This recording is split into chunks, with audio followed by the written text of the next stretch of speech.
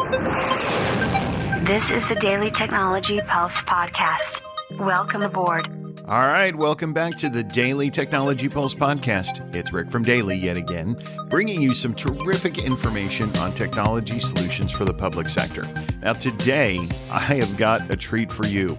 We're going to be chatting with someone who was a big hit at the Daily Technology Showcase. That's Will Crittenden of Racktop Systems.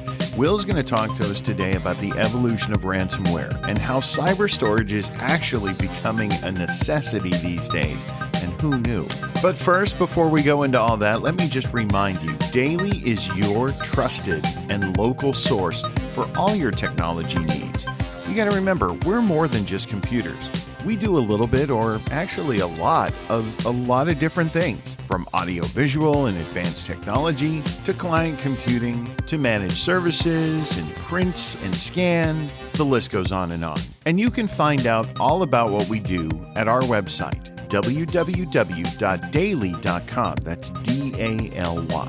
All right, now let's get to the main event. Again, joining us today, Will Crittenden from Racktop Systems, going to be talking to us about the evolution of ransomware. Will, welcome to the podcast, and how are you, sir? I'm doing great. How are you doing this afternoon, Rick? Doing very well. Thank you very much. And always like to start out by giving a little bit of an introduction of yourself. So give us a little bit on your background, please. Yeah, so I am currently the technology evangelist for Racktop Systems, but my background goes back about 25 years. I started my career with IP telephony. I was at a little company that was bought by Cisco that became Call Manager. So I was one of the first CCIEs back in the 90s. I went from there to EMC. I helped create the Burr division of EMC after we bought Legato. The Legato networker I still have scars from. And then I went over to a little startup called VMware. I was employee number 500 or so there, helped create the BCDR division of VMware and put my name on some products like Site Recovery Manager. And then I was at Nimble Storage when they were still privately held, went from Nimble to Rubrik, and now I'm over in the cyber storage space. So pretty much if it's in a data center, I've either worked on it, broken it, fixed it a couple of times, or I helped create it. You have to be one of the only people or very few people that I've ever heard refer to VMware as a little startup.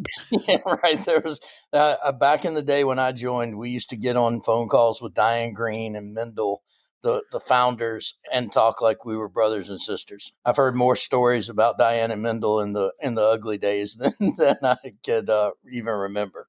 I'm sure you have stories to tell. And we're certainly thankful that you're going to tell some of them today. Now, go ahead and tell us about what Racktop does. Yeah, so Racktop is a cyber storage solution, and cyber storage is a term I use specifically because it's a new term. Gartner actually worked with us in this year, February of this year, to create cyber storage as a new category because what we've seen is NAS storage itself is about a 30-year-old technology, and we're still protecting it with 30-year-old security technology. In particular, it's what I like to call security through obscurity, right? The NAS platform started off, and when I say NAS, I mean unstructured data or anything that's SMB or NFS capable. And originally we had NetApp, one of the forefathers in that world, created a cheap and easy to consume platform that allowed users and developers and everybody to just dump home directories and all sorts of data there. We meant it to be very open. In the last 10 years or so, Gartner recognized that about 90% of the attacks we've seen on data, and by attacks I mean ransomware attacks or data theft, data exfiltration, have all been targeted at NAS storage. So with NAS becoming a tier 1 storage platform in the environment, Gartner said, hey, we should probably protect it a little bit better. So Racktop is a 13-year-old startup at this point, but we're a software-defined NAS solution that came from the hearts and brains of a couple of former NSA security engineers who decided that they wanted to create a platform to stop data exfiltration. And the exfiltration piece we'll talk about has become more of a focus than most people understand. But in creating that platform to stop exfiltration, we also can stop ransomware. And more importantly, we do it in real time. Now, I have to say, having a couple of former NSA engineers, I have to think they know a little something about cyber attacks. Yeah, and honestly, it's funny because when you talk to them, if you can imagine in the NSA and in the intelligence community and DoD side of the world, ransomware is not as big of a thing, right? I was a little bit intrigued when I first started talking to those gentlemen. I was talking about somebody getting in and hacking and encrypting my environment. And they're like, that's not even on our radar. What we're worried about is somebody taking a file home with them, or even worse, which is even harder to detect, modifying a file. I had someone in the Air Force talk about if someone were to go in and change the best practice for tire pressure on one of their aircraft, that could be hugely devastating across a fleet of aircraft. And I'm like, well, I never thought about that. I don't have to have data stolen to be detrimental. Well, that's true. And, it really does let people know that everybody looks at this situation from a different side of things because, like you said, at NSA, that this isn't even a blip on their Right. radar. But yet for organizations, particularly our customers, state and local governments, K through 12, higher education, any type of cyber attack, particularly one that comes in through a user portal like email, can be beyond devastating for the entire organization. Now, I know you recently spoke at our daily technology showcase events in October. We really do appreciate you doing that. And I know you talked about the cyber storage piece, but you had a focus during your talk on ransomware. And so what I'm going to ask you is, we've seen this get more sophisticated through the years. How have you seen ransomware evolving? What's your take on it? And this is interesting, right?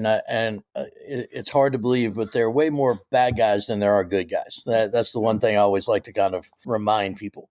So when I talk about ransomware evolution, the first iteration we saw, the bad guys encrypted data and demanded money, right? It was pretty straightforward. The good guys or the customers said, you know what, I'm just going to recover from a backup. We went through that for a while. The bad guys got smarter. They said, hey, you know what, let's attack the backups. So that's when you started seeing things like the attack on a Veeam repository. Quite frankly, all you have to do is muck with the client file indexes, which map data to a host or a backup set. And now my recovery is completely out the window. So after the attack on backup started, then the good guys started making the backup immutable, which making the data immutable is fine. But again, if I have any access to that database that maps data to client IP addresses, host names, or backup sets, I can still corrupt the database even if it's in an immutable state. We went from there to the bad guys saying, you know what, we'll let the code, we'll let the malware sleep 30, 60, 90 days. So now we started doing archival of backup data, holding it for 180 to 360 days. Here's the other funny thing about that. Somebody who's been in the backup space can attest to this. 90, maybe 95% of my recoveries come from the last 14 days. Now we're holding data for 180 days or longer for no business reason. And if you think about that, if I have to do a recovery from 90 days ago, how viable is that information? If I'm a transactional business, I've lost 90 days worth of transactions. One of my customers is an insurance company that generates 3,000 to 5,000 new insurance claim documents a day. If they had to go back 90 days, they would just shut their doors, right? So we started trying to combat the sleeping of the malware with holding these longer term retention policies. Now the bad guys are, I'll call it roughly ransomware 4.0. The bad guys figured out, hey, while we're in the environment, let's not just sleep. Let's actually do probing and discovery. And by probing and discovery, what I mean is the first thing we saw, and this happened in SolarWinds, right? This isn't something theoretical. The solar flare attack, the user that they compromised, the first thing it did was it elevated itself in the Active Directory world. So it had more permissions to do a discovery. Once that user got the elevated privileges, it started reading through information, looking for things. For instance, think about looking for credit card numbers, social security numbers, dates of birth and names and things like that. Once it found that data, then it took upon itself to send the data out to the bad guys. We have reports that over 9 months of activity of data being sent out, without any disruption to business. So now after 9 months of losing data, the bad guys then started the encryption process or the disruption of business process. We get to the end of that period, the bad guys say, hey, we're going to stop all your business. The good guys go, that's okay, I'm going to recover from a backup. Now we've introduced the concept of extortionware. There's not just ransomware. So you don't want to pay the ransom to get your encryption keys. That's fine. But if you don't, Mr. Customer, if you don't pay for your data to be deleted, I'm going to now sell your data on the dark web. It's multi-factor jeopardy now with extortionware and ransomware. And what we've seen is extortionware becoming more profitable than ransomware, which is hard to believe. In the grand scheme of things, ransomware is the third largest economy in the world. And that always everyone kind of raises an eyebrow at that. Right? My eyebrows are falling out. You have the United States, you have China, and ransomware is the third largest economy in the world. It's the fastest growing software business in the world. I was at VMware when we hit number 2 in the world, number 2 in the fastest growing softwares in roughly about 10 or 12 years to get to $1 billion. It took ransomware like 2 years. So that level of money is just mind-boggling.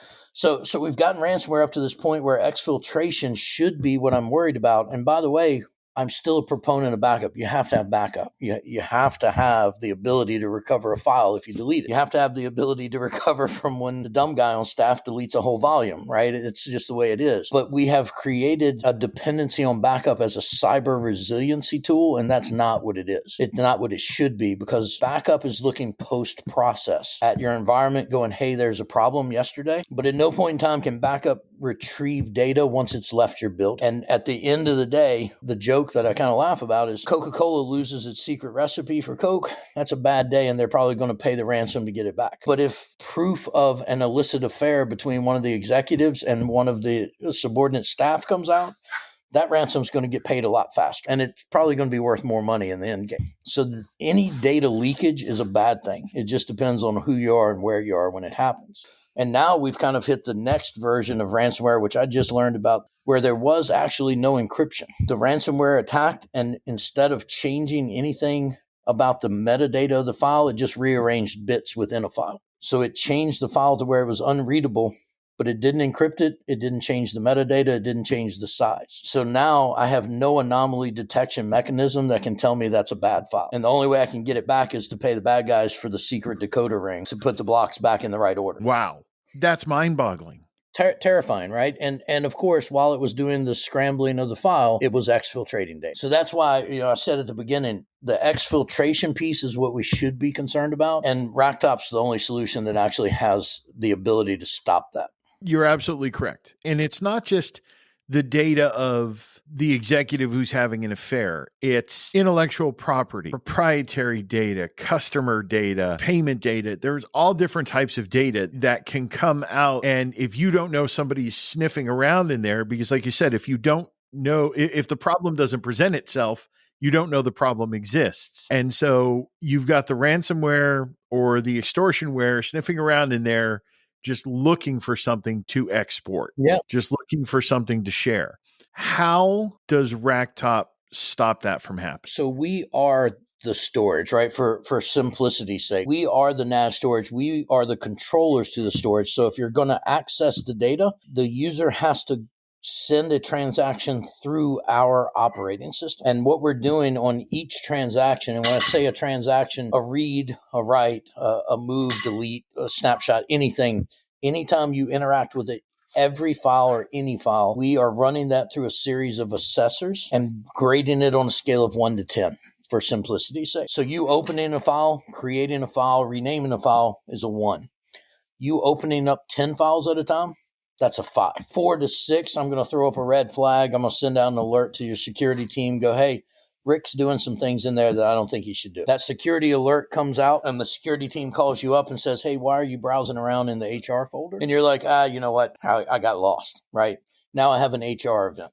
What's worse and scarier is they call you up and go, why are you in the HR folder? And you say, I'm on vacation. I don't know what you're talking about. I'm nowhere near my computer. That's what happened in that SolarWinds attack or solar flare. Now I know I've got a compromised user in my environment. If you take it one step further, when that transaction comes in to open up and copy a 10 gigabyte of data, that becomes a 7 to 10 on the scale. Opening up, encrypting, deleting, renaming, all in a pattern, that's a ransomware attack. That becomes a 10 on our scale. And what we do at that point is we lock the user out, we lock the IP address out the attack came from, and we lock snapshots for a known good recovery point so that at any time, and I've skipped over a couple steps, but I take a snap of every file every minute. So if an attack started at noon, I guarantee you that I've got a snapshot from 11:59 that I can bring a recovery point back from versus a backup solution where I might be losing 23 hours of data when I do a recovery. You're never losing more than 59 seconds worth of data with us. And to me, this is one of those scenarios where most companies try to stop ransomware on the front end because it's all about training. It's all about, don't click on bad links. Don't give your username, password. And as you and I both know, as good as that is, none of it works. We're always going to get nailed. Every now and then the IT team sends out the test, you fail it, you click on somebody, I would love to join your LinkedIn network. Sure. And you just go ahead and click. And then you get the red screen that comes up and says you just failed because you didn't bother to read the URL or you didn't copy it over. So all of those best practices, as much as we like to preach about them, they're never something that is going to come in 100% fail safe. This to me sounds like the ultimate solution. And again, I'm not trying to artificially inflate this. No. It sounds like the ultimate solution where you don't have to worry if the users don't do what they're supposed to do because you are on the back end of things where, again, you're aiming more for the bad guys than the good guys. Yeah. So there's a couple of points there, right? And I love the phishing training. Basically, phishing training is effective for exactly 48 hours. So after you've gone through that training and been told not to click on the Starbucks link, if I were a bad guy and knew you just ran training, I would wait 72 hours and start bombarding you with phishing emails, right? In that whole vein, somebody clicks the link. We talk about there's user-based security, there's endpoint security, there's application security, there's network security, right? If those first four worked perfectly, we never would have heard about colonial pipelines. And I'm not saying to do away with those. I want to stop people at the edge. I want to stop all that bad behavior. But at the end of the day, nobody's trying to steal your network. Nobody's trying to steal your endpoints. They're trying to steal your data, right? So we do. You said it perfectly. We sit at the data layer. And the other problem with what we've done or what the other four pillars are doing, they're looking for known bad. And the best analogy I have there is if I told you to sit on the side of 95 or 270, pick your highway, and I told you to stop every bad car that was going down the road, one of the first questions you have is, well, what's a bad car? And I go, well, all the red cars are bad. Okay, great. I can stop the red cars perfectly. Well, what happens if a blue car is bad? You're going to let it go. That's what happens when you're just looking for known bad. And 0-day attacks. Obviously, nobody knows about a 0-day attack. This new one we've seen, I don't know that we have signatures yet out in public. We're doing exactly what you said. We're stopping the users at the data, not based on signatures, not based on where you came from, not based on any of the other things, just simply how you're interacting with the data. We certainly are not trying to tell any organization stop your cybersecurity training because all of that is definitely useful, but you're absolutely right. Guarding it at the data level. And I love the highway analogy. I love the car analogy because you're absolutely right. How do you know? You don't know who's a good user versus a bad user, right? But you know where people shouldn't be and you know what they shouldn't be doing. Correct. Because like you said, if it's a blue car, but the person driving the blue car has 2 feet out the driver's side window where you know that they are, there are no feet controlling the pedals and they're on cruise control or they're asleep. Right. You know, they're in their self-driving Tesla and they're really trying to put Mr. Musk's auto drive technology to the absolute test. Then it doesn't matter who they are. You know where they shouldn't be and what they shouldn't be doing. And think about that too, right? That's another great point. So 60 or 70% of all the attacks we've seen, they're based on internal employees. And when I say that, they may be witting or unwitting. You could have that one user that wants to go over to a competitor, so they're going to launch an attack internal on their way out the door. Or it could be somebody that just simply didn't realize that they had downloaded malware off of a website on their work computer. But if I'm coming in and I've got your user credentials, I can access every bit of data you have privileges to. So if I'm Rick at DALY, there's nothing stopping that malware under your username from getting access to every bit of data that you have access to. That's the difference. Looking for known bad, you're a known good. And to be fair, that's zero trust, right? And I talk about this a lot. Zero trust at the data layer means I'm going to make sure you are who you say you are. I'm going to give you a 26-digit password. I'm going to give you a dual factor authentication, on and on and on. But once you're in, you have unfettered access. What I do is actually, I like to call never trust, right? Trying to come up with a new term there to differentiate. But never trust, or my founders like to say zero trust, but validate. But every single transaction is being judged before you get to the data. I certainly can see where organizations, again, government organizations, particularly school systems, particularly, have a lot of data that they don't want accessed and they don't want to go elsewhere. And this to me is a solution that would certainly appeal to them. You know, you talked before about the insurance company, but think of how many transactions a government organization has, you know, anything having to do with taxes, anything having to do with motor vehicles, Department of Transportation. I mean, all of the different data points that they have. And like you said, having a data backup 2 weeks ago or even a day ago, how many are you missing? So there's two great points. One, school systems. And it's crazy because elementary schools never used to be something we thought about needing cybersecurity, right? Elementary, middle, on and on. And it's not that the data there is super secretive, but if the teachers can't get into their data, how badly does that disrupt class? And then at some point now, almost every school system has parents' data and probably even financial information from credit cards for field trips or whatever it might be. There's data there that needs to be protected. But simply having a school system where their internal teaching or the worst case, if they have video training that's been taped and that becomes encrypted, they generally don't have the opportunity to just re-record it. So that becomes a problem. The other one, there's one going on right now. The state of Arkansas just told, I think the last report I saw was over 50% of their employees were told to work without their computer until the event was clear. Now, that encompassed real estate. So the tax entities of Arkansas, as well as DMV, and one other in particularly, they had to turn their computers off and go to paper for the last week.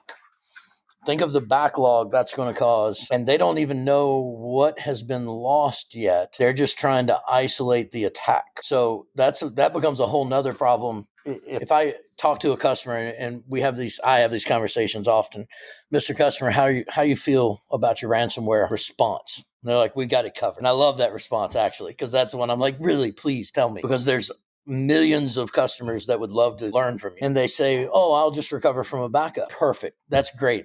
You got it covered. That's awesome. Tell me, which recovery point are you going to use? And all of a sudden you see the wheels start spinning. There's no way I can tell you that recovery point is clean from malware or ransomware until I've done a full recovery and done a forensic investigation. Recovery generally takes twice as long as backups. Right? Just kind of an industry standard. So if it takes me 12 hours to back it up, it's going to take me 24 hours to recover it, only to then start an investigation to then say, yeah, you know what? This had the malware in it too. Delete it and do it again. I've seen that take 2 weeks. Nobody goes home. 2 weeks. The staff is in an office doing recovery over and over and over again. Now, when we're in the environment, we're the attack vector. I'm going to be the very first thing that the malware hits.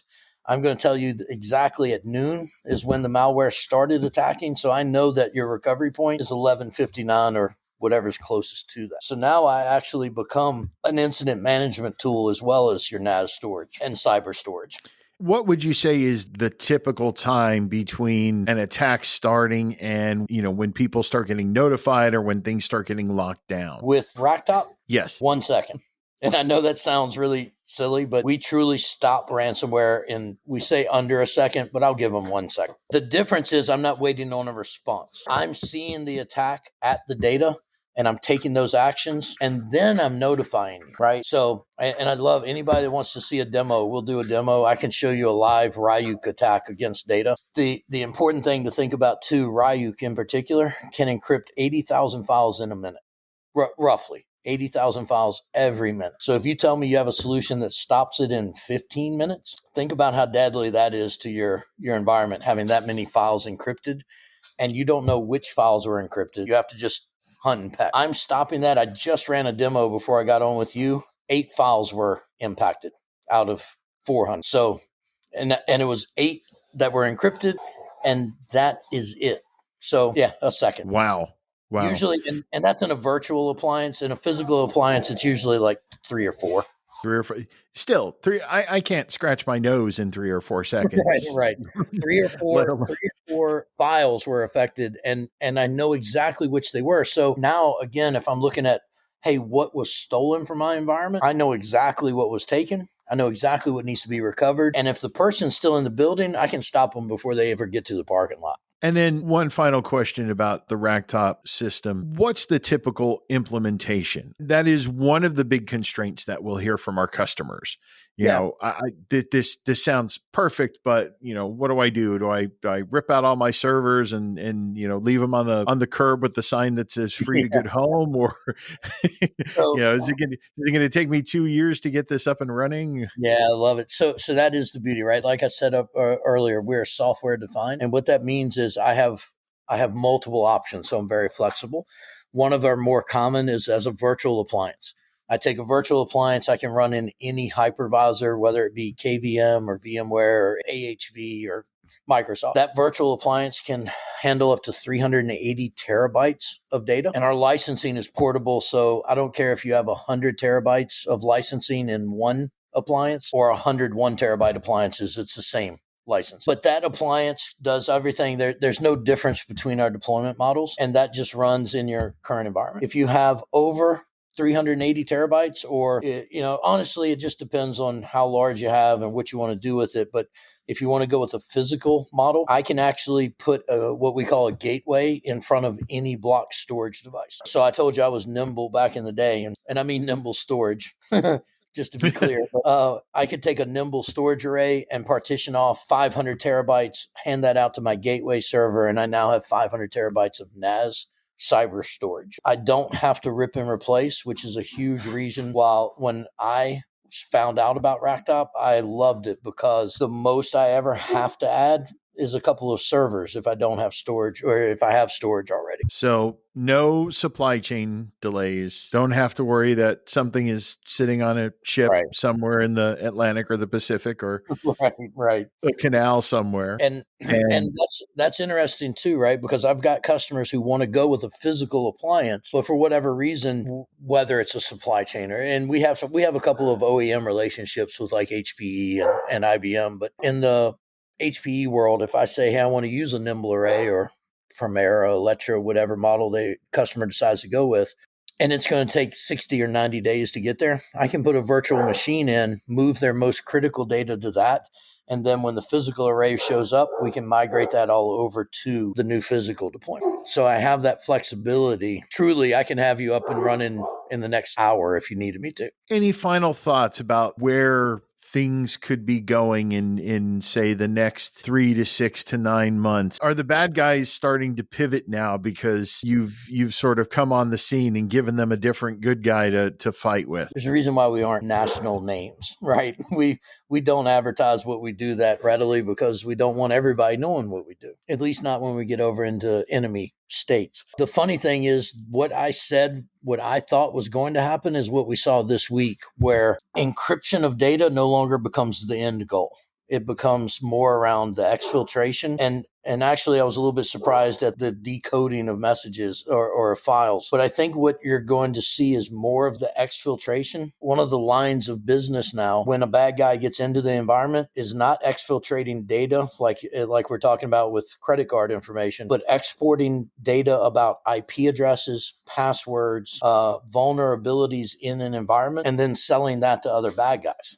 That's just as valuable as credit card information today. So I think that becomes part of it. I think at some point you're going to get even more boldness when it comes to those types of attacks. And unfortunately, anybody who's been attacked, I think, is now going to, it used to be in the early days, it was almost a gentleman's agreement. Once somebody paid a ransom that they kind of left you alone for a while. I never understood it fully, but I think you're seeing the end of that because we're seeing multiple attacks across the same customers now becoming a more of a commonality. It's a little bit frightening when you see what they're doing. It is a lot frightening when, right. when I'm just hearing about this. But again, we don't want to scare people. It's not doom and gloom, but it's be prepared. Be prepared. And the thing that we like to talk about, right, there's only 3 stages of ransomware attack. You're either waiting to be attacked, you're being attacked, or you're recovering from an attack. That's it. And if you look at that covers the 5 stages of NIST security framework. That's where we can help you be prepared for all 5 stages.